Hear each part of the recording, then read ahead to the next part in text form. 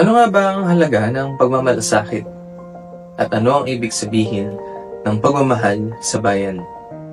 Ito ang napili kong pag-usapan sa talakayang ito dahil bilang isang guro ng Readings and Philippine History at ng Rizal at ngayong bilang isang guro na rin sa isang universidad sa Maynila, aking naisip na mahalagang pag-usapan ang pagmamalasakit at pagmamahal.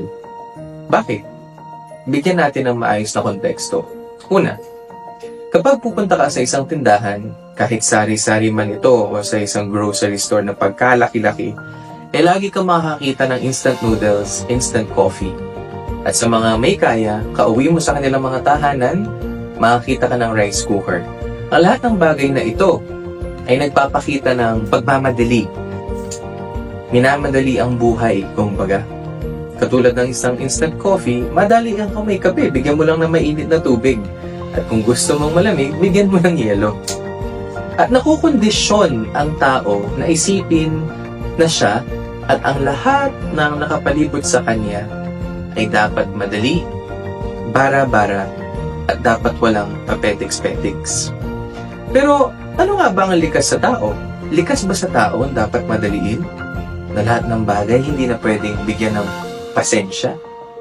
Kasi kung iisipin ang isang nanay na nagdadalang tao, 9 na buwan niyang aalagaan ang isang supling sa kanyang sinapupunan. At ang isang mag-aaral, katulad ng mga nag-graduate sa kasalukuyang panahon, hindi naman 1 buwan lang nag-aral yan. Kada taon, 10 buwan yan mag-aaral, sasagot sa kanyang mga assignments, magpupuyat upang pumasa o makakuha ng maayos at mataas na marka. At itong likas sa tao na hindi dapat magmadali ay maaaring ikonekta sa kahalagahan ng pagmamahal at pagmamalasakit. Bakit? Dahil kung tunay kang nagmamahal, alam mo kung ano ang ibig sabihin ng pagmamahal. Hindi ito minamadali, hindi instant noodles at hindi instant coffee. Kahit pa sabihin yung may love at first sight. Itong love at first sight ay hindi naman kaagad ibig sabihin mahal mo na siya. Nangangailangan ng panahon na hindi mabilang na oo, hindi, away dito at doon. Dahil ito ang ibig sabihin ng pagmamahal. Kaya maliwanag dapat sa atin ng pagmamalasakit sa kapwa at pagmamahal sa bayan ay hindi instant, hindi minamadali, at hindi bara-bara. Kung ating lalawakin pa ang ating pananaw sa pagmamalasakit sa kapwa at pagmamahal sa bayan, ba't di natin pansinin yung mga hayop at yung mga halaman, ang halaman na nagbibigay ng prutas at gulay, at ang mga hayop katulad ng ibon na hindi nga papabayaan ng kanyang anak, bibigyan ng pagkain hanggang sa lumaki ito. Kung ang hayop nga at halaman ay marunong magmalasakit at magmahal, hindi ba tayo rin mismo ay dapat magmahal at magmalasakit sa ating kapwa at sa ating bayan?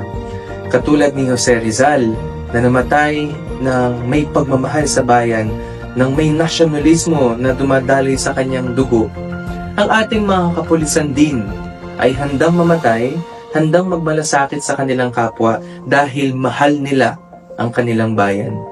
Kaya nga dito sa bagong Pilipinas, ang gusto ng pulis, ligtas ka at ligtas tayong lahat. Kaya nga maliwanag dapat sa atin at huwag kalimutan na ang pagmamahal na to ay hindi galing lang sa atin.